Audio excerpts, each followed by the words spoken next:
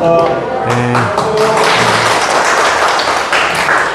저는 강은병 원장 김평석입니다. 제가 이제 강의를 할 때마다 참 어려운 상황에 놓여 있다 이런 생각을 많이 하는데,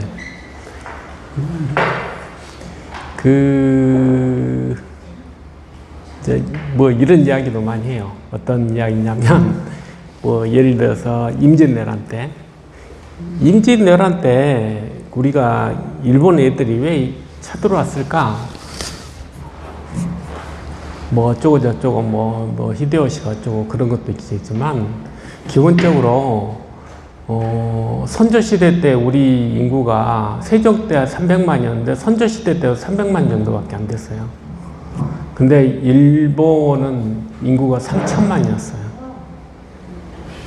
그러니까 우리 한국이 이게 만만한 거야, 간단하게 이야기하면. 또 인구가 많으니까 어떻게 먹고 사는 것도 좀 부족했겠죠? 하여간 그렇습니다. 그러니까 그게 뭐 그냥 온 게 아니고, 이게 먹을만 하다 라는 생각이 들어서 오는 거예요. 생각을 해보세요. 그때 그러면 중국은 인구가 얼마냐? 1억밖에 안 됐어요.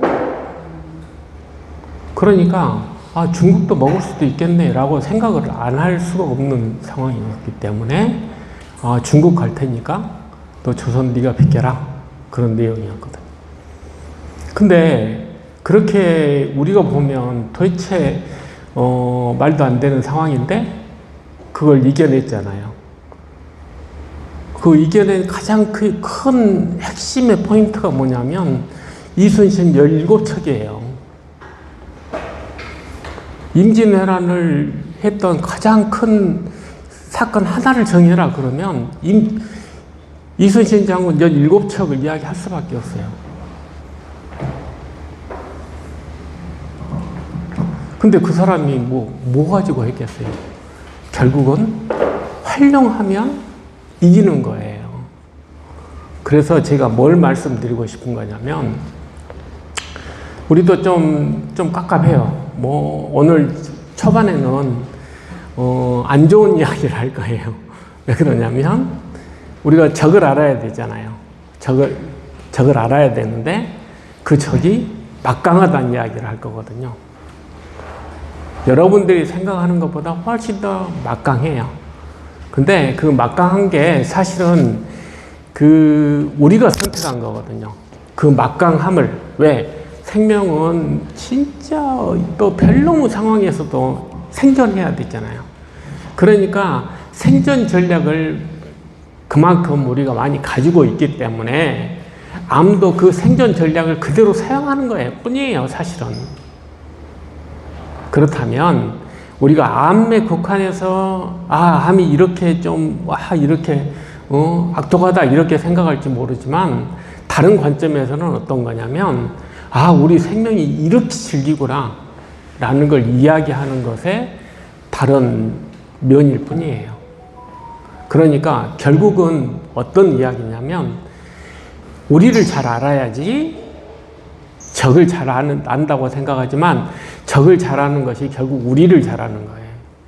우리는 어떻게 해서 생존했고, 우리가 어떻게 해서 우리 생명을 이어가고, 이런 것들에 대한 이야기거든요.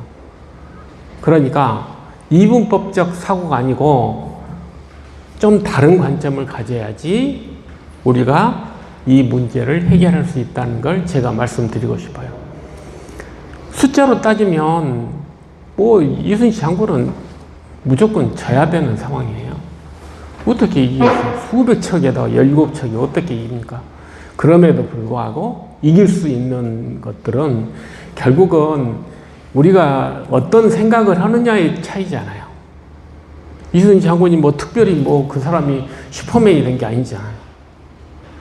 생각을 달리 했기 때문에 이길 수 있었던 거예요. 전쟁의 개념이 달라진 거예요. 전쟁을 어떻게 정의하고 이걸 어떤 식으로 문제를 해결할 것이냐에 그분이 한 게 뭐예요? 밤중에 머리 싸맨고 생각한 것밖에 없잖아요. 어떻게 생각하면. 그렇잖아요? 그분이 뭐 갑자기 뭐 나는 뭐 10,000명을 주겠다 이런 슈퍼맨이 된 겁니까? 그건 아니잖아요. 생각을 잘했으니까. 그렇다면 우리도 좀 어려운 상황에 놓여 있잖아요. 어려운 상황에 놓여 있지만 우리가 냉정하게 잘 생각을 해야지 이 문제를 푸는데 도움을 받을 것이다 라고 생각을 하는 겁니다. 저한테 오신 분은 일반 병원에서 어쨌든 하지 않는 이야기를 들으러 오셨을 거예요. 그렇잖아요? 그러니까 좀 이게 뭐라 그래야 되나, 근거가 있냐 없냐 이런 이야기도 뭐 물론 하실 수도 있겠지만, 아무튼 제가 말씀드리고 싶은 것은 이 문제를 저는 해결해야 된다고 생각을 했고, 그 나름대로 전략을 많이 생각을 했기 때문에 그 부분에 대해서 오늘 여러분들하고 정보를 공유하고 하여간 같이 이 문제를 해결하려고 합니다. 그래서 제가 이 전번 강의 때 질문 받은 게 왜 재발해요? 그 질문이었어요. 이게 10년 전에 대답을 했으면 잔전암이 있었을 것이다, 잔전암이 재발했을 것이다 라고 이야기했을 거예요. 왜 그때는 그것밖에 이야기를 못했냐면 기술이 없어서 그래요. 근데 지금은, 그러면 지금하고 10년 전하고 뭐가 틀려요? 그러면 요즘에 우리 코로나 할 때 PCR 검사해 보셨죠? PCR 검사하는데 뭐 가면은 하루 저녁에 지나서 이렇게 오잖아요. 근데 실제적으로 AI를 이용을 하면 1분 만에 다 가능해요. 그게 무슨 뜻이냐면 대용량으로 처리하는 시스템을 하면 그게 가능해요. 그러니까 이게 어디서부터 나왔냐면 제놈 프로젝트라는 게 있어요. 우리 인간 유전자를 전부 해석을 한번 해보고 싶다. 도대체 어떤 걸로 돼 있는지를 보고 싶다. 그런 프로젝트를 10년을 계획을 했는데 사실은 그게 한 7년 만에 끝났어요. 끝난 이유가 뭐냐면 옛날에는 그걸 처음부터 끝까지 순서적으로 했는데 그런 방법이 아니고 전부 자르자. 잘라가지고 번호 매겨서 한꺼번에 쫙 하자. 그렇게 해서 찾아내니까 3년을 당겼거든요. 근데 그런 방법으로 지금은 세포가 어떤 메신저 RNA, 이번에 백신 보니까 화이자 백신 때문에 메신저 RNA 백신이 나와서 메신저 RNA도 잘 아실 거예요. 그런 것들을 하는 기계들이 엄청나게 발달된 거예요. 그러니까 옛날에는 쉽게 말하면 뭐 이렇게 수박이 있으면 수박이 소개가 어떻게 되는지 하나도 몰랐는데 지금은 밖에서 사진을 찍어서 수박에 뭐 씨가 몇 개고 뭐 이런 것들 다 안다는 게 내용이에요. 어느 정도 당도고 어느 정도 익었다 이런 것들을 다 알 수 있는 그런 기회가 심플하게 신속하게 빨리, 그래서 가능해진 정보들에 대한 이야기예요. 그러니까 10년 전하고 좀 달라지게 우리가 이해했던 이제 상황을 제가 이제 오늘 좀 먼저 우선 이야기를 좀 할까 합니다.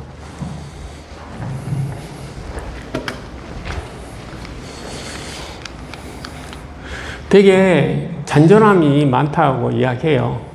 여기가 이제 수술 부위예요. 요 부위가 요 하얀 부분이 수술 부위고, 수술을 해도 모든 걸 잘라낼 수가 없어요. 그래서 이렇게 잔존한 부분이 있거든요. 잔존한 부분이 있는데 이 90%가 이 절제된 그 주변에서 재발을 한다, 이런 보고가 있어요. 그래서 잔존함이 있어서 그것을 다 절제하지 못했기 때문에 재발한다는 것이 통설이죠. 근데 실제적으로는 원천적으로 먼 거리에서도, 왜냐하면 이쪽에 생겼는데 이쪽에서도 재발하지 않아요? 이제 그런 그 미세 전이가 있다는 이야기도 있고, 그 다음에 실제적으로 암세포가 이동한다, 뭐 그런 내용도 있어요. 그러니까 뭐 그런 것들이 남아 있어서 수술로 다 제거를 못했기 때문에 우리가 항암 방사선을 하지만 항암 방사선을 함에도 불구하고 잔존암이 남아 있어서 재발을 한다는 것이 지금까지 여러분들이 알고 있는 통설일 거예요. 근데 요즘에 나온 내용으로 이야기를 하자면 실제적으로 암 줄기세포를 만든다는 내용이 있어요. 이게 무슨 뜻이냐면 그 기전이 뭐냐면 노쇠는 암세포가 줄기성을 가지도록 촉진한다, 이런 내용이 있는데, 이게 무슨 뜻이냐면 우리가 방사선 치료를 받아요. 방사선 치료를 받으면은 뭐 죽으면 좋겠죠. 근데 우리가 방사선 있다고 우리 세포가 다 죽으면 어떻게 살아요? 히로시마에서도 물론 뭐 죽은 사람도 있지만 산 사람도 많거든요. 그럼 방사선 한번 쬐다고 나 죽어야 되나?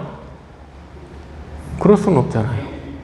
그러면 어떤 걸 하게 되냐면 노쇠를 하는 거예요. 노쇠. 그게 무슨 뜻이냐면 우리 유전자가 건드려지잖아요. 유전자가 건드려지면은 변형된 유전자를 자손한테 주면 안 돼요. 그러니까 우리가 어떤 걸 하게 되냐면 노쇠라는 그런 과정을 거치는데, 그게 뭐냐면 자손은 더 만들지 않겠다. 세포 분열을 정지하고 동면 상태가 되는 거예요. 에너지도 반으로 쓰고 생존을 최소의 에너지로 내가 생존을 하자. 그것이 노쇠의 기본이거든요. 그러니까 스트레스를 받으면 그냥 노쇠해져 버리는 거예요. 노쇠해져 버리면 다음에 방사선을 때려도 듣지가 않아요. 이미 나는 노쇠해졌으니까. 그게 무슨 뜻이냐면 방사선 치료는 분열하는 애들한테 메시지를 줘서 그걸 분열할 때 그걸 거기에 이렇게 방해 에너지로 방해를 주면 애들이 분열할 때 분열을 잘 못해서 세포가 죽는 걸 목적으로 하거든요. 근데 내가 노쇠해져 버렸네? 그러면 분열 안 하잖아요. 그러면 그냥 살아있는 거예요. 근데 왜 그러면 이 방법을 우리 생명체가 그걸 선택했을까? 한 목적적이 있거든요. 그게 무슨 뜻이냐면 씨를 만드는 것하고 똑같아요. 씨. 우리가 예를 들어 겨울이 왔어. 벼가 만약에 사계절하고 계속 그 사강의 계절이다 뭐 하여간 환경이, 그러니까 무슨 뜻이냐면 꼭 뭐 사계절뿐만 아니고 환경이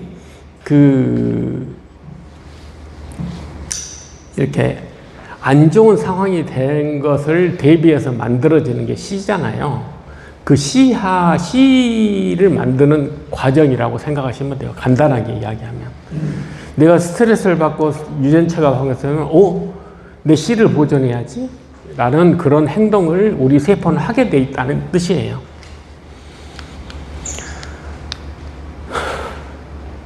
일부가 암 줄기세포가 된다는 거예요. 그러니까 암세포가 암 줄기세포로 변형이 돼요. 변형이. 하여간 그래서 그 분자 기작이 뭐 이렇다 이런 것까지 연구가 돼 있어요. 그래서 제가 뭘 말씀드리고 싶냐면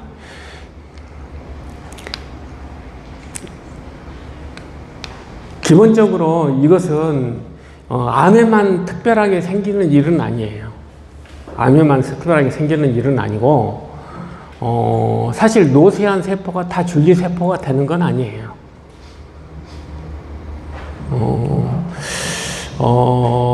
우리 짐작으로 따지면 확률의 문제거든요. 이게 확률의 문제인데, 멀쩡한 세포가 다시 그 손상을 받으면, 그러니까 이게 왜 이게 또 그 뇌 종양에는 중요하냐면,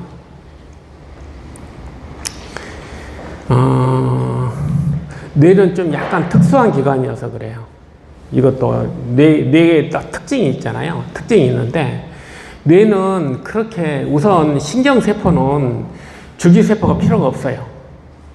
기본적으로. 왜냐하면 날 때부터 죽을 때까지니까.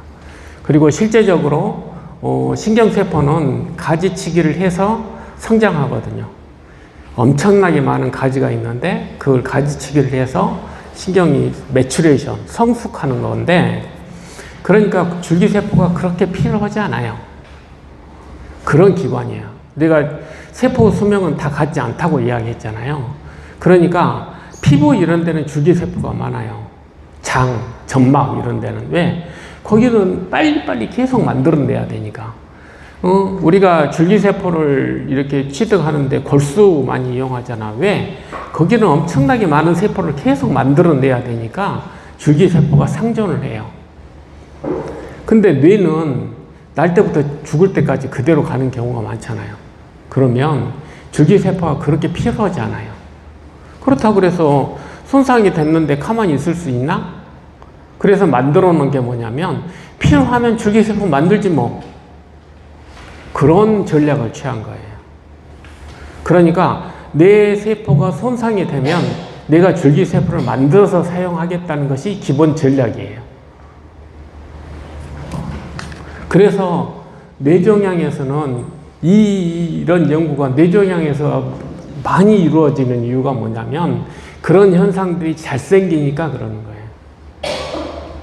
근데 그게 암 치료에서는 상당히 어려운 문제죠. 왜? 그냥 방사선 치료했으면은 사실 좀 이렇게 뭐 어느 정도 죽어줘야 되는데, 이것들이 다 줄기세포로 변성돼 버리면 이게 만만치 않잖아요.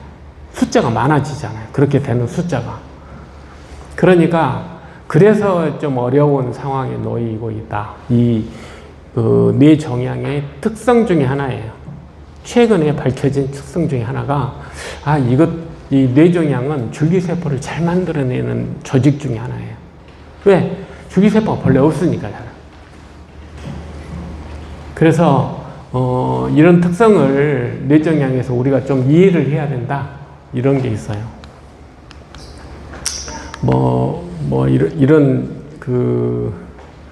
그런 걸 만드는데 거드는 게 염증 인자다. 그런 일들을 잘 하게끔 도와주는 애들이 염증 인자라는 것이 이제 나와 있고, 그래서 이게 뭐냐면, 교모세포종, 이 그림을 제가 보여드리는 이유가 뭐냐면, 교모세포종에 이렇게 종류가 여러 가지가 있어요. 보기에도 이게 제일 악성처럼 보이잖아요. 근데 우리가 방사선 치료를 받잖아요. 방사선 치료를 받으면 이런 애들이 이렇게 변해요. 이런 애들이. 왜냐하면 이 모양이 뭐냐면 줄기세포 모양이거든요. 특징이 뭐냐? 우선 동면으로 가는 거예요. 동면. 일단 멈춰. 스트레스가 사라질 때까지 멈추고.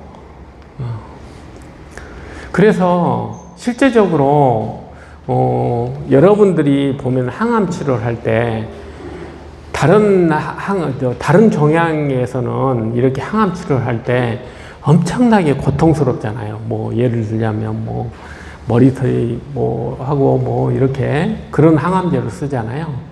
근데 쓰는 용량이 틀려서 그래요. 그게 뭐냐면, 다른 예를 들어 폐암이다.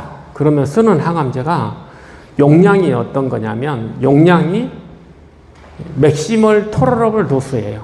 그게 무슨 뜻이냐면, 사람이 견딜 수 있는 최고 용량을 쓰는 거예요. 독을 그 사람이 견딜 수 있을 만큼, 그 독으로 안 죽을 만큼 최고 용량을 쓰는 게 기본 원칙이에요. 그러면 예를 들어서 최고 용량이 100인데 내가 30을 쓰면 어떡하냐? 약효가 없어요. 왜 약효가 없는지 아세요? 이것 때문에 그래요. 적게 써버리면 죽는 게 아니고 씨가 돼버리니까. 그래서 약효가 없는 거예요. 주나 마나예요. 그러니까 죽이려면 확실하게 최고 영향으로 팍 때려서 뭔가라도 하여간 죽여야 된다. 이런 전략을 쓸 수밖에 없거든요. 뇌종양은 그게 안 되잖아요. 만약에 견딜 수 없을 정도의 최고 영향을 썼다 그러면 내가 어떻게 되겠어요? 그냥 바로 사망 있잖아요. 간단하게 이야기하면. 그래서 여러분들이 그냥 경구로 이렇게 약 드시는 거예요.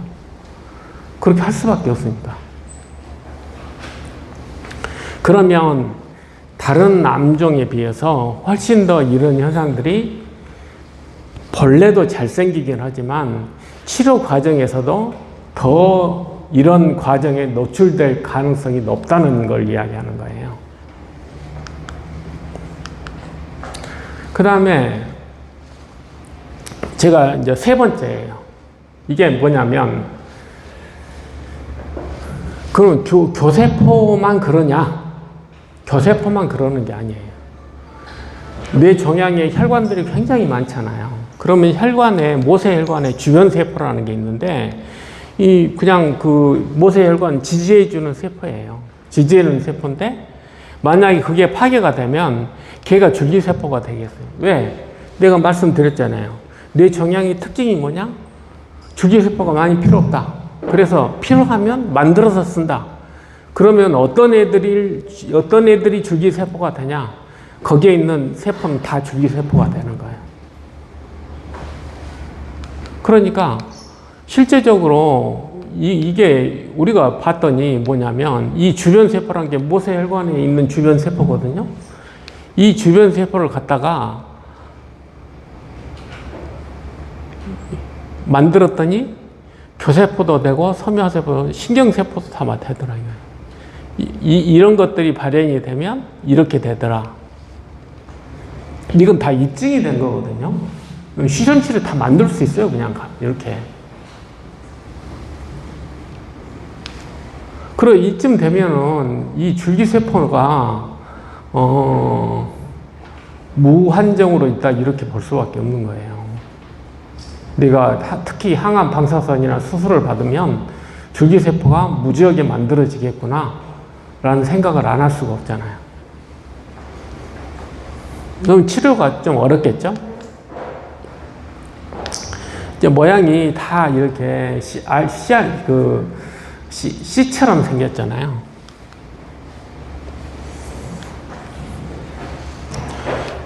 그걸 현장에서 제일 줄기세포 연구에서 많이 쓰는 게, 옛날에 여러분들이 들었을 때 뭐 황우석 박사의 배아줄기세포 그 이야기 들어보셨죠. 그 다음에 성체줄기세포, 요즘 백혈병 치료나 뭐 할 때 뭐 골수 이식한다, 뭐 성체줄기세포 뭐 이런 이야기도 많이 들으셨을 거고, 뭐 지방에서 줄기세포 뺀다 뭐 이런 이야기 들으셨을 텐데, 실제로 현재 줄기세포 연구는 성체 줄기세포하고 뭐 이런 배아줄기세포 연구는 10%도 안 돼요. 그게 왜 그러냐면 이 만능 줄기세포 때문에 그래요.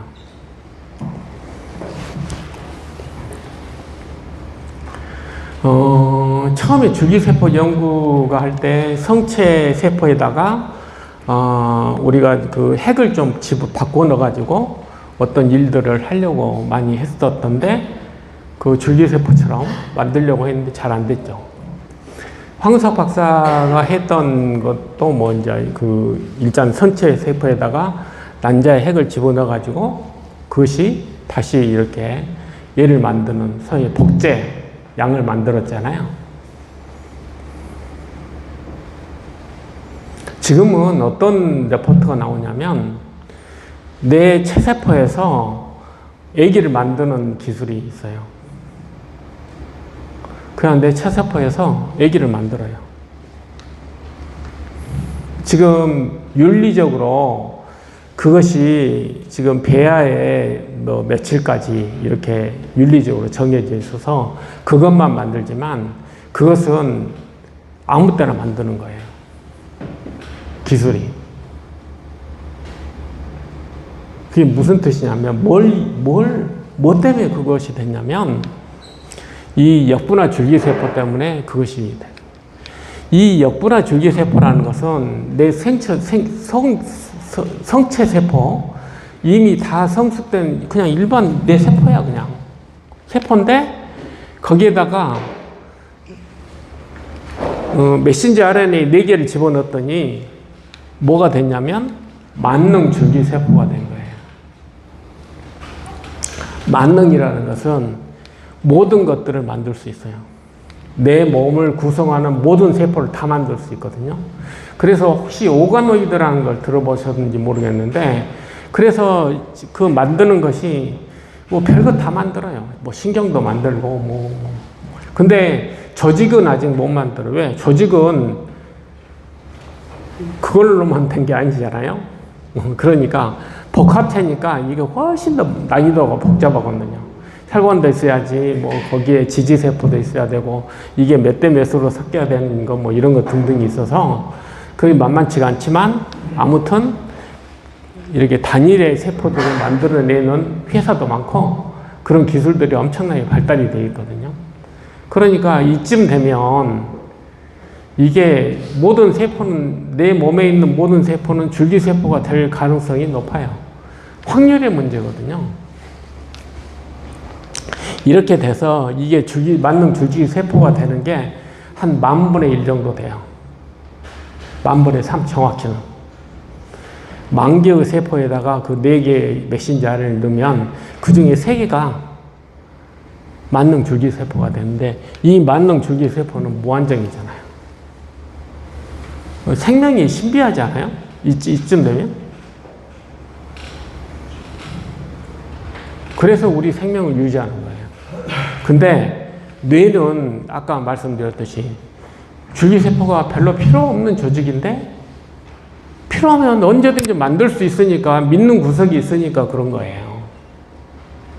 근데 어떨 때 그러면 만드냐라는 걸 하게 되면 손상이 있을 때예요. 손상이 있을 때. 뇌가 조직이 손상이 되면 수리를 해야 되니까 줄기세포를 만들어서 쓰는 거예요. 그러면 우리가 치료라고 하는 건 뭐예요? 손상이잖아요. 그럼 줄기세포를 만드는 시스템이 작동이 될 수밖에 없어요. 그것이 지금 한 어려운 점이에요. 여러분들이 겪고 있는, 우리 생명체를 유지하는 데는 굉장히 좋은 작전이었지만 우리 암 문제를 해결하는 데서는 상당히 어려운 허들이 된 거죠. 그 다음에 또 제가 이야기하고 싶은 게 뭐냐면, 아까 우리가 서브 타입이라고 이렇게 정했지만, 정확하게 교모세포정은 다형성 교모세포정이에요. 그게 무슨 뜻이냐면, 세포 종류가 많다 이런 뜻이에요. 똑같은 교모세포정 환자지만 사실은 세포를 구성하는 내용을 보면 굉장히 다양해요. 내 스스로한테도, 사람 간에도 다양하지만 나도 어떤 상황에 따라서 굉장히 다양한 세포를 가지고 있어요. 그래서 우리가 교모세포정 그러지만 그 교모세포정은 한 가지 종류의 세포를 이야기하는 게 아니라는 것도 이해를 하셔야 돼요. 굉장히 다양한 그런 모양의 세포를 가지고 있다. 그래서 이 세포가 어떤 것들이 많냐에 따라서 치료 반응이 많이 달라지거든요. 그래서 되도록이면 좀 심플하고 뭐 그런 게 낫겠죠? 이런 준비업성이 많으면 나한테 힘든 거예요. 이렇게 되면 사실 이렇게 그림 하나 그려놨지만 내 입장에서는 수명이 2배 이상 차이가 나거든요. 그러니까 우리가 우리 입장에서는 그걸 고려를 안 할 수가 없죠. 그래서 실제적으로 이 분자를 이제 요즘 분자를 워낙 빨리빨리 뭐 잘 하다 보니까 이렇게 발달했어요. 그러니까 뭐 분류를 이런 식으로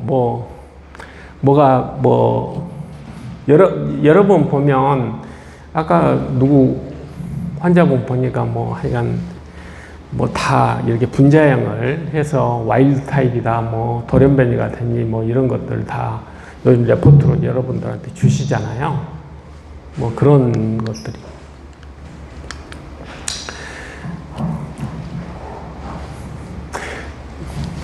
그래서 이제 요약을 하면, 이 뇌는 아주 독특한 기관이다. 그래서 워낙 그 손상이 있을 때 줄기세포를 만드는 그런 성질이 강해서 그런 전략을 갖는 그런 조직이기 때문에 줄기세포를 만들 수 있다. 줄기세포를 만드는 건 종양세포도 되고 주변세포도 만들어지고. 실제적으로 뇌종양 환자의 한 10%, 5에서 10% 정도는 정확하게 교모세포종이 아닌 경우도 있어요. 그게 뭐냐면 주변 세포가 암이 된 경우도 있거든요. 그래서 그런 그 여러 가지 교모세포종이라고 하지만 후속 내부를 들여다보면 굉장히 좀 다양하다. 그런 걸 이야기하고 싶고요. 두 번째는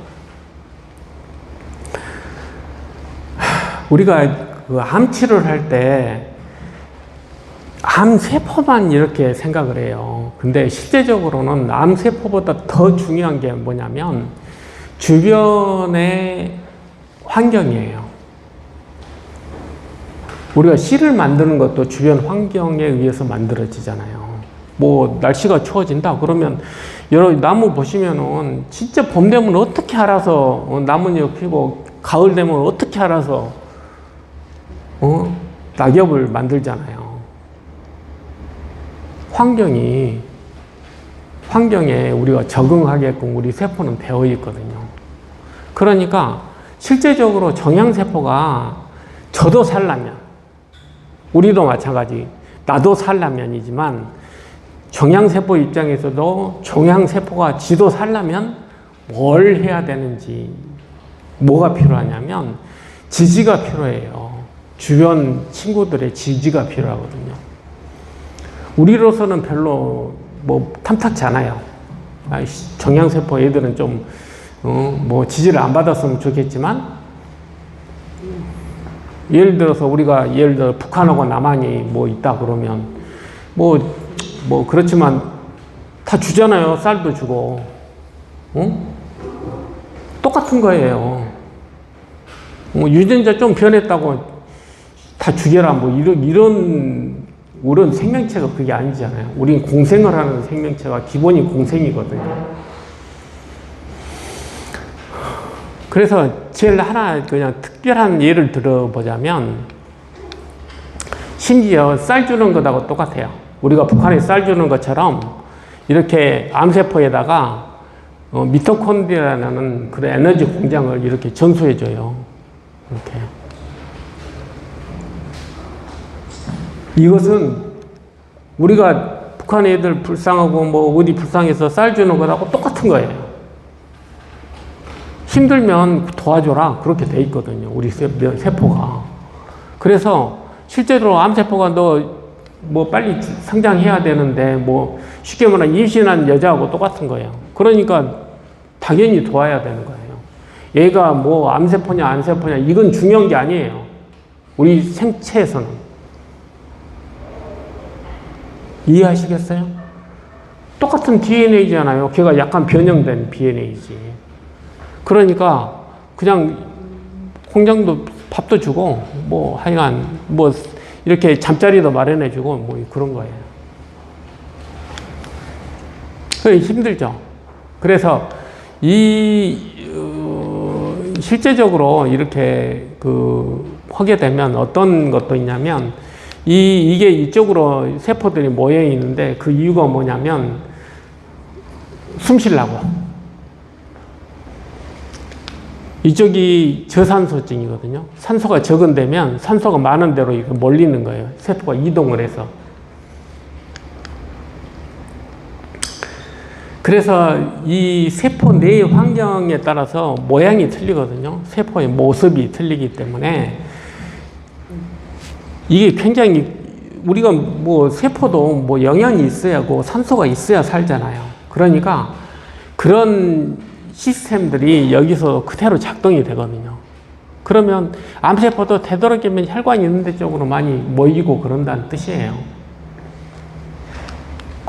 그런 미세 환경을 좀 이해를 해야지 우리가 이 부분에 대해서 전략을 세워야 되잖아요. 이제 머리를 싸매고 이걸 어떻게 해야지 이 문제를 해결할 것인가에 대한 전략을 세울 거 아니에요.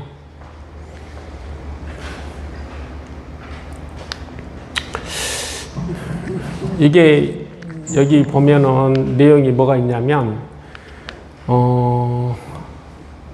뇌종양 전임상연구소 완전 관해 비율이 80%다. 서울대학교 피지윤 교수님. 이게 뭐냐면 유도 만능 줄기세포 유래 NK세포다. 테라베스트 그 대표이사가 저거든요. 제가 iPSC를 왜 이렇게 잘 이해를 하냐면 전 이걸로 지금 사업을 하는 사람이잖아요. 그래서 했는데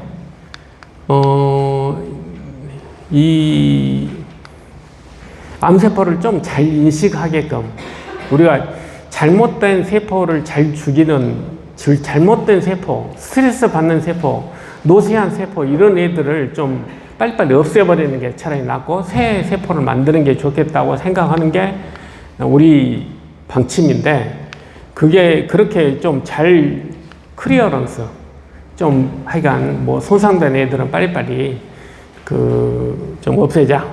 그게 GD2 CAR-NK예요. 유전자를 조작을 해서 암세포를 좀 더 잘 인식해서 좀 더 잘 살해하게끔 잘 죽이게끔 그렇게 만들었어요. 왜냐하면 실제적으로 이렇게 우리 킬러 세포라고 하지만 암세포를 죽이는 데까지 진화하지 못했거든요. 암이라는 질환은 최근 질환이에요. 1970년대 이후부터 생긴 질환이라고 생각하시면 돼요. 왜냐하면 그전에는 암 걸리기 전에 다 죽었으니까. 그래서 그러면 진화가 아직 덜 됐잖아요. 그래서 우리는 면역세포를 좀 더 빨리 진화를 시키자. 문제를 해결하게끔 이제 그런 전략을 썼더니 역시 잘 문제를 해결하더라. 해결책은 찾았어요. 간단하게 그냥. 빨리 임상해서 빨리 여러분들한테 혜택이 오게끔 저도 최선을 다하고 있다는 걸 말씀드리고 싶어요. 네. 여기까지가 안 좋은 이야기입니다. 네, 이게 우리가 그렇게 노력하고 그래도 이게 워낙 암세포가 질기다. 항암 방사를 했는데 이것들이 그래도 이게 왜 이렇게 재발을 해야 되냐에 대한 질문이 그것에 대한 답이에요. 우리 몸이 그렇게 생겼다는 이거예요.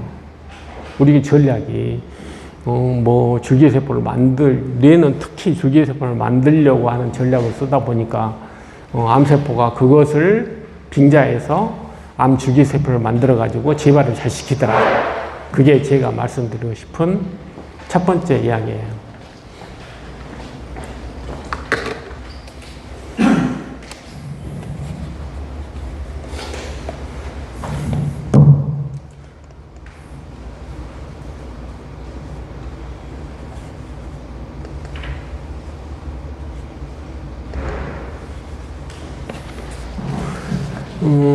이제 두 번째 이야기입니다. 오늘 강의할 때 회장님한테 셀레늄 요즘에 많이 쓰고 있는데 셀레늄에 대해서 하여간 처음부터 끝까지 좀 먼저 알고 싶다. 그렇게 하셔서 셀레늄을 다시 정리했습니다. 제가 셀레늄은 항상 그냥 쉽게 넘어갔거든요. 근데 셀레늄에 대해서 알면 상당히 좀 도움이 되겠다고 생각을 해서 셀레늄에 대해서 이야기했습니다. 셀레늄은 광물이에요. 근데 우리나라에는 셀레늄이 없어요. 우리나라 땅에는. 근데 우리나라 사람의 농도를 재보면 셀레늄이 다 있거든. 왜 그러겠어요? 곡물의 거의 90%를 수입하잖아요. 밀가루도 수입하고 콩도 수입하고. 셀레늄이 부족할 수가 없어요. 그래 다 셀레늄은 다 있어요. 그래서 셀레늄을 그렇게 우리가 음식을 통해서 제일 우리 몸에 필요한 셀레늄의 반은 시어리얼 이런 데서 곡물에서 주로 많이 얻어요. 그러면 여기 글루타치온이 셀레늄을 이렇게 잡아가지고 집어넣어줘서 우리 몸으로 이렇게 들어와요. 뭐 이렇게 셀레늄 이렇게 통로를 통해서 들어오기도 하지만 글루타치온이 묶어가지고 집어넣어주기도 하고 그러죠. 그래서 이렇게 이제 들어올 거 아니에요? 간 이런 데서 처리를 해요. 필요에 따라서. 그래서 이렇게 배설을 하기도 하고. 여기 폐로도 나가요. 폐로도 셀레늄을 그냥 공기 중으로 내보내기도 하고, 그 다음에 우리 필요한 것들은 이렇게 여러 가지 단백질을 합성하는데 우리 셀레늄을 뭐 셀레늄 포옥시다제니 뭐 이런 단백질, 셀레늄이 들어간 단백질. 예전에 했을 때는 이렇게 셀레늄이 들어간 단백질이 많은 줄은 몰랐는데 계속 발견되다 보니까 이제 지금은 귀찮으니까 여기다가 PW 뭐 이렇게 이름도 못 붙이니까 그냥 번호를 매겨서 셀레늄이 들어간 단백질이 있다. 이렇게 이야기하는 정도까지 됐습니다. 셀레늄은 필수 미네랄이에요. 셀레늄에 대해서 좀 이해를 해야 될 게, 셀레늄이 없으면 어떻게 되냐?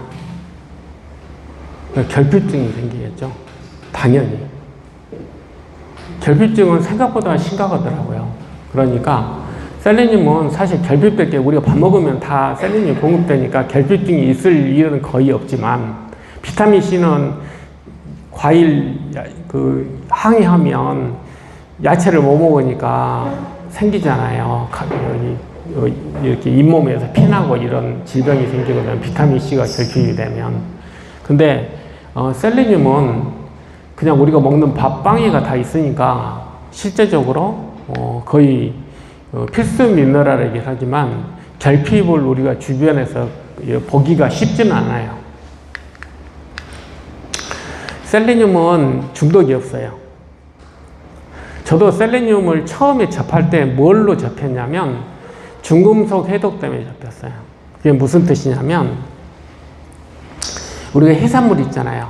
해산물 좋아하시는 분은 검사를 해보면 전부 납이 많아요. 우리 특성상 납 수치가 굉장히 높거든요.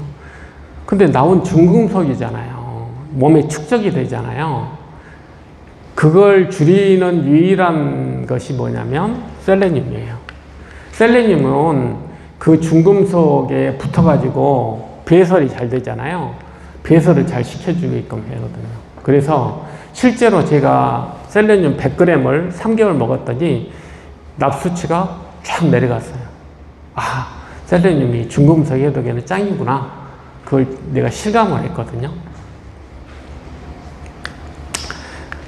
중요한 건 셀레늄이 더 관심이 갖는 것은 셀레늄이 들어간, 셀레늄을 기초로 한 여러 가지 단백질이 말로는 20 몇 종이라는데 더 있는지도 모르죠. 왜냐하면 아직 발견된 게 아닐 수도 있으니까. 아무튼 종류가 많다. 근데 그런 것들을 만들 때는 다 이유가 있어서 만들었잖아요. 그래서 그 기능을 알고 싶은데 아직 다 모른다. 왜? 너무 많으니까.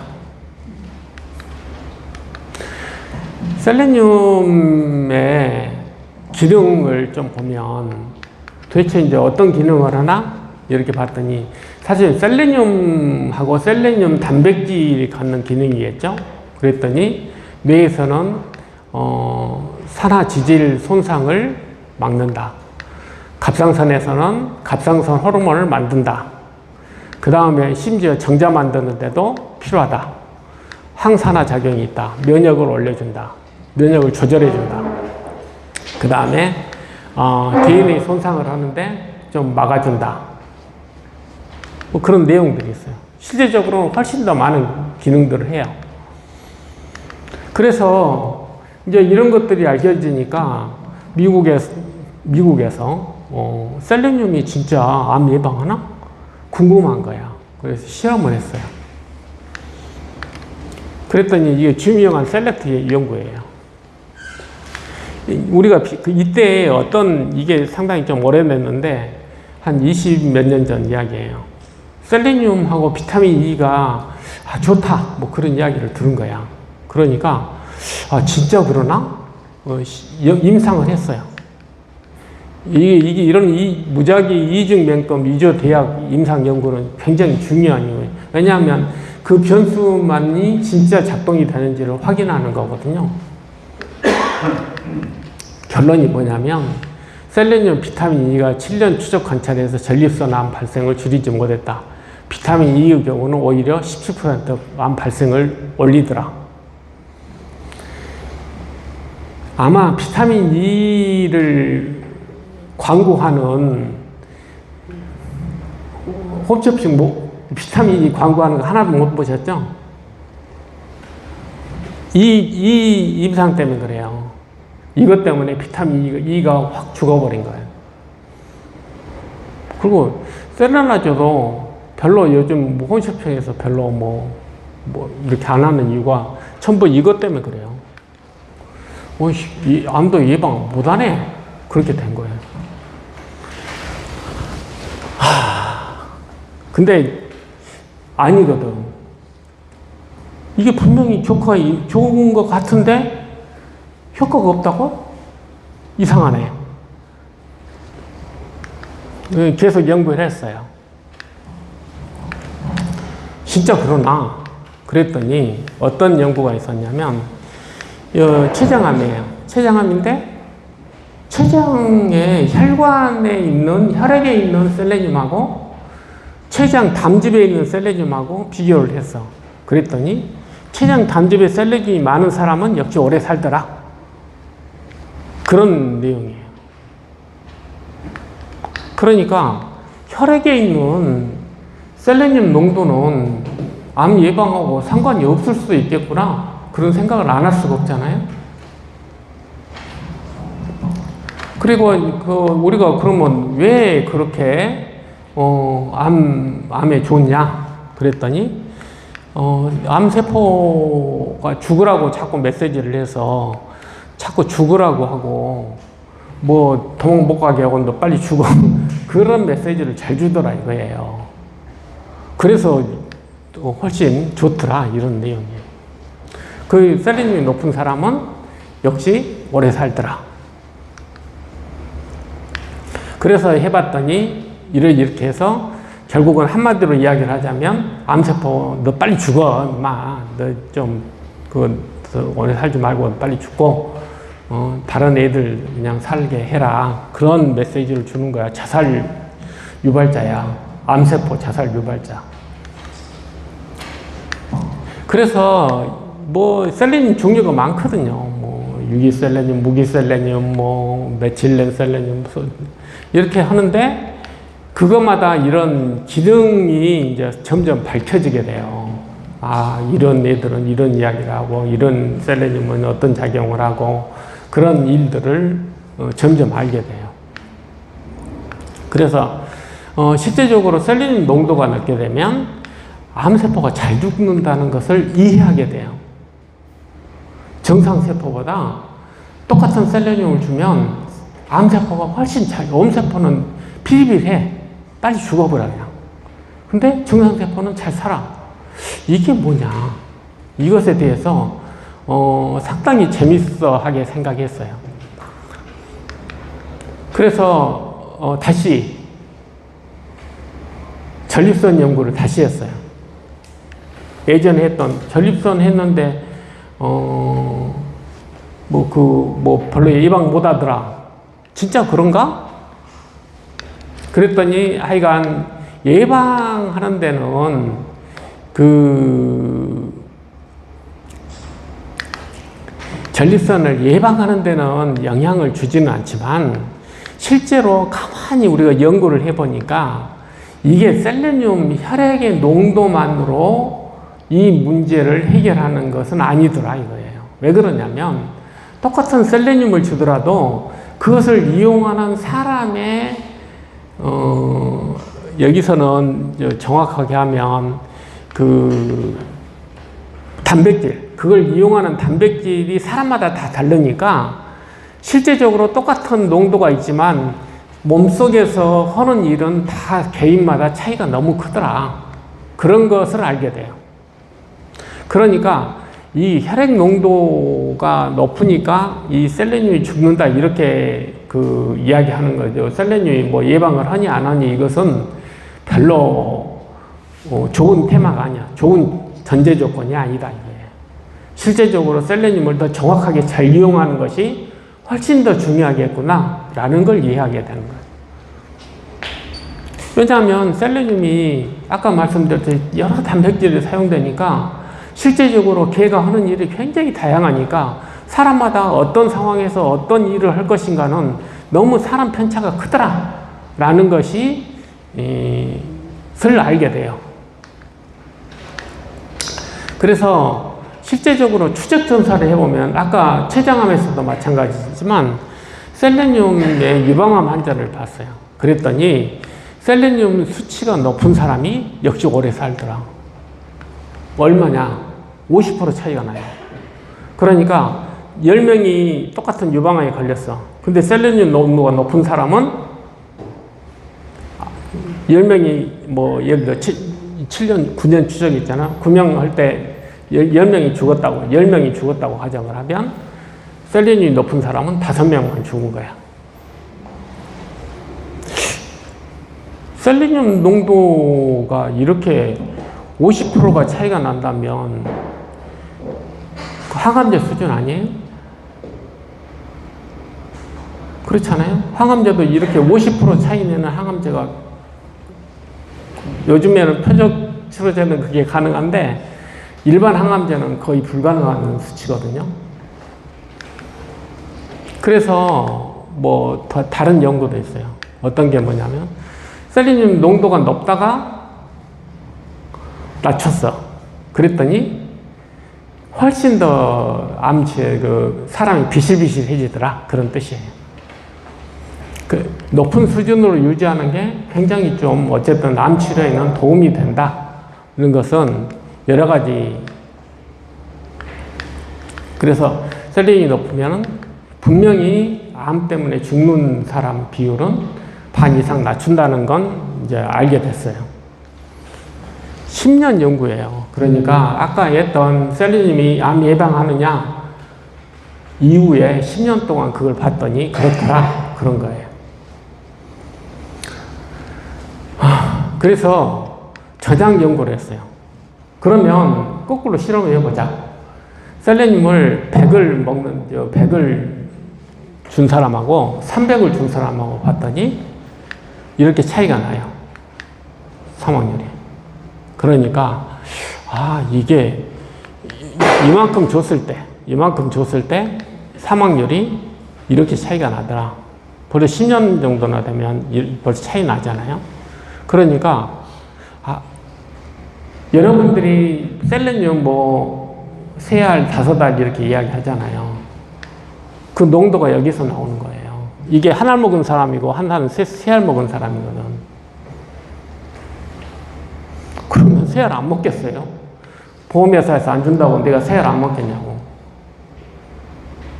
그런 내용이에요. 그래서 이 셀레늄이 그러면 도대체 이게 뭐 여러 가지 기능이 있어요. 뭐 항염 작용도 있고 뭐 하여간. 근데 주목한 게 뭐냐면 셀레늄이 암세포를 잘 죽여? 그러면 설계사잖아요. 암세포만 잘 죽인다면 이건 좀 해볼 만하지 않을까? 그런 생각을 안 할 수가 없잖아요.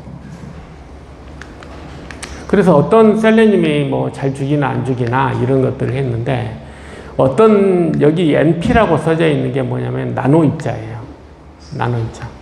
그러니까 이렇게 셀레늄을 이렇게 주면 물론 작용이 잘 돼서 암세포를 잘 죽이지만 나노 입자를 만들어 주면 암을 더 잘 죽이겠네 라고 생각한 거예요.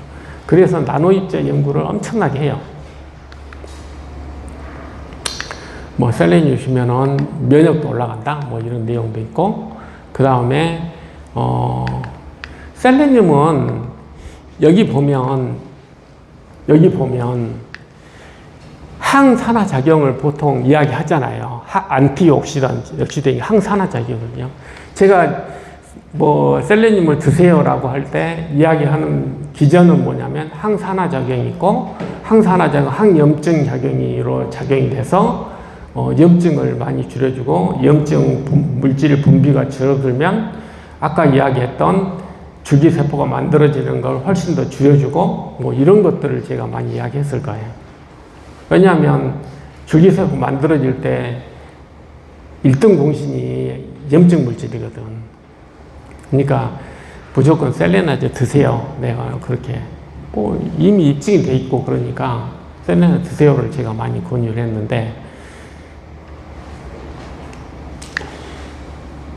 셀레늄이 이 활성산소를 만들기도 해요. 상황에서는. 우리가 지금 어떨 때 그러냐면 고용량일 때. 고용량이면 세포를 잘 아까 제가 말씀드렸잖아요. 이게 셀레늄이 세포를 더 잘 죽이네? 근데 그 세포를 잘 죽인다고 할 때는 고용량을 이야기하는 거예요. 나노 입자는 고용량을 이야기하는 거거든요. 나노라는 게 고용량을 만들려고 하는 거니까. 실제로 이제 이런 과정을 통해서 오히려 암세포를 잘 죽이더라. 이게 고용량의 핵심이에요.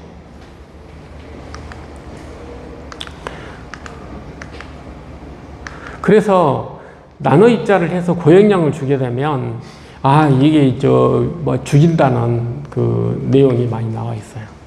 그런 연구가 지금 미국에는 굉장히 많이 있거든요.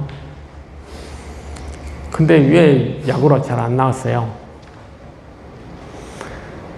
제가 봐서 나노 입자를 만든 그 회사가 한 3천억쯤 있어야 임상을 하거든요. 근데 나노 입자 만드는 회사가 3천억씩 임상에다가 될지도 안 된 걸 이렇게 투자할 회사는 없어요. 결국은 다국적 제약회사가 선택을 해야 되는데 걔들은 요즘에 항체밖에 관심이 없거든요. 그 사람들은 의사가 아니에요. 사업까지. 실제적으로 별 관심이 없어요. 특허도 별로 없잖아요. 그래서 실제적으로 현실에서는 이게 많이 사용되진 않아요. 사용될 수 있는 종목이 아니에요. 그래서 제가 말씀드리고 싶은 지금 이 영양은 고영양을 주면 암세포를 죽이는데 훨씬 유리해요. 근데 장점이 있잖아요. 장점이 뭐냐면 부작용이 없어요. 왜냐하면 비타민 C하고 똑같은 거야. 비타민 C도 부작용 거의 없거든요. 왜? 안 되면 배설하면 되니까. 내가 감당할 수준 이상이다 그러면 콩팥만 괜찮은 사람은 무조건 괜찮잖아요. 그러니까 부작용이 없죠. 그럼에도 불구하고 암세포를 죽일 수 있는 기회가 있잖아요. 근데 그것이 300mg 매일 먹는 거하고는 좀 틀린 거예요. 정반대 작용이거든요. 좀 어렵죠? 어렵긴 한데. 그렇다면 우리가 나노가 산업화가 안 된다면 그냥 고용량 한번 써보자. 이런 시도들이 지금 진행되고 있거든요. 반응은 나쁘진 것 같진 않아요. 우선 부작용은 크게 없으니까. 그래서 지금 아까 말씀드린 매일 내가 뭐 드시는 분 많이 계실 거예요. 그것은 이미 입증된 거니까 그것은 기본으로 하셔야 되고,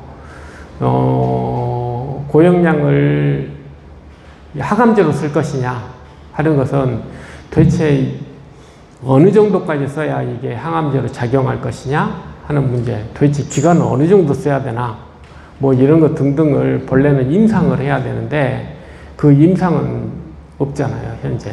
그러니까 상당히 이것은 좀 시도적인 그런 거지만 부작용이 없다는 장점이 있어서 일단은 최대한 고용량을 사용을 하면 유리하지 않을까라는 생각은 하고 있어요.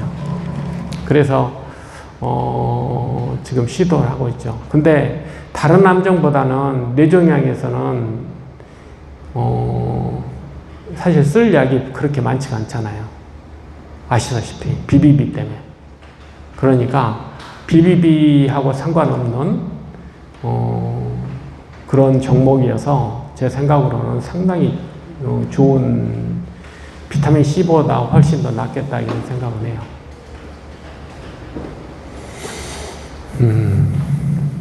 지금 뭐 더 구체적으로 뭐 영양 뭐 더 확신을 가지고 셀레늄 고용량을 제가 말씀드리면 좋겠지만 실제적으로 그것에 대한 생각은 가지고 있다는 것.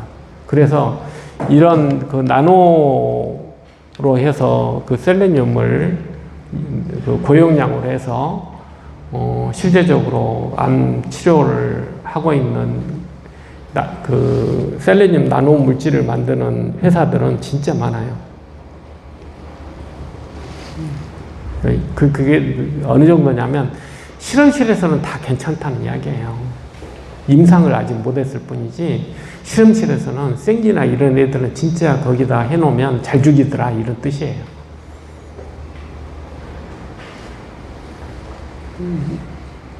이제 그렇다면 이미 이건 이제 쓰고 있는 우리가 비아그라 무슨 뭐 있죠?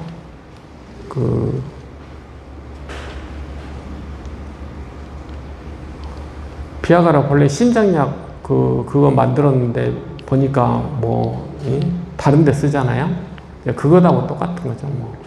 그러니까 실제적으로 우리가 어떤 목적을 해서 사용을 하지만 실제로 다른 데서도 효과를 볼 수 있는 그런 거예요. 그러니까 이게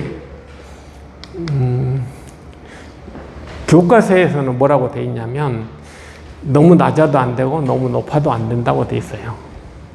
중간을 유지해라.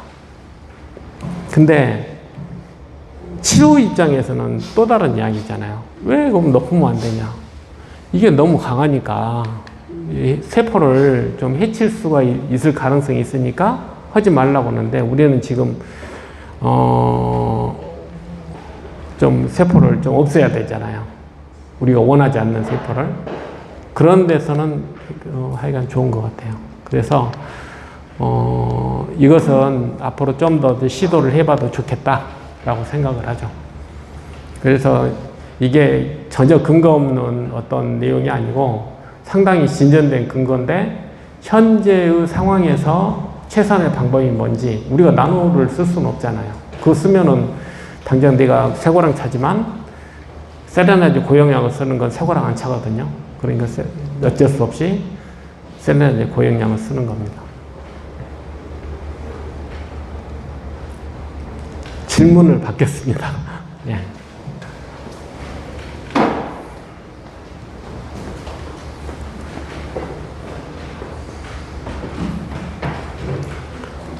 혹시 뭐 재발의 원인이 굉장히 종류가 많을 것 같은데요. 네. 그러니까 우리가 그 생활 속에서 찾을 수 있는 재발의 원인을 든다면 어떤 걸 줄 수 있을까요? 의학적인 부분 말고 우리 삶에서 그러니까 뭐 예를 들면 뭐 스트레스라든가 뭐 스트레스 안 받으면 제가 여러분들이 하실 수 있는 거 두 가지를 제가 말씀드렸는데 뭐 사실은 가장 간단한 거예요. 잘 먹고 잘 자고 움직여라. 여러분들이 제가 뭐 아시다시피 정신과 의사여서 가끔 치매센터에 나가서 치매 환자들 제가 봐요. 근데 요즘에 치매 환자들 보면서 검사를 안 하고 이 사람이 치매인지 아닌지를 알 수 있는 방법을 찾았어요. 그게 뭔지 아세요? 당신 몇 시간 걸으세요? 몇 시간 걸으세요가 치매 점수에 그대로 반영이 돼요. 나이 상관없어요. 그 사람이 뭐 어떤 상황이든 간에 걸을 수 있냐? 당신 어느 정도 걸으세요? 뭐 집안에만 있어요? 그러면 30점에서 내가 보니까 한 14점 나오겠네요. 나는 심지어는 80세 넘으셨는데 나 수영해요. 30점이에요. 만점이에요, 만점. 나이가 비하는 중요한 게 아니잖아요. 어떤 이유 때문에 내가 다리를 다쳤어요. 그래서 내가 운동 못해요. 그러면 당신 곧 치매 오니까 조심하세요. 어떻게든지 운동하세요. 그렇게 이야기하거든요. 이게 치매로 제가 예를 드렸지만 뇌에서 생기는 일이잖아요. 그만큼 중요한 메시지라는 거예요. 그래서 내가 강의 들을 때 어떤 이야기를 제일 많이 듣는 것 중에 하나냐면 우리가 근육이 호르몬 기관이라는 이야기를 굉장히 많이 해요. 우리가 무슨 갑상선, 성호르몬 그런 이야기는 들으셨지만 근육도 호르몬 기관이에요. 그건 대놓고 이야기해요. 지금은 정설이 됐어요. 근육은 호르몬 기관이구나. 그러면 호르몬이 뭐 하겠어요? 우리 몸을 원활하게 잘 돌려주는 거잖아요. 그러니까 호르몬은 내가 만드는 거예요. 호르몬을. 심지어 치매를 예방. 그래서 오늘 뭐 어디 신문에서 나왔어요. 1시간 걸으면 치매 예방이 50% 된다. 뭐 이런 내용도 있어요. 그건 거의 내가 그 점에 대해서 늘 생각을 했었는데 이번에 부탁을 받아서 어쩔 수 없이 내가 나가서 이렇게 해주는데 아주 정확해요. 거의 90% 이상 상관계에서 거의 0.9 이상이에요. 그렇다면 여러분들이 제가 자꾸 제가 걸으라고 운동하세요 그렇게 이야기하지만 진짜 중요한 거예요. 이해하시겠죠? 네. 또 다른 질문. 네. 그러면 오늘은 좀 좋은 이야기는 아니었어요. 하여간 뇌 종양이 뇌 벌레의 특성 때문에 우리가 재발을 잘한다는 걸 제가 말씀드렸고 그렇다고 해도 해볼 만하다. 근데 셀레늄은 항염작용도 있고 고영양에서는 또 죽여주니까 내 생각에 아주 좋은 전략 같아요. 그래서 이렇게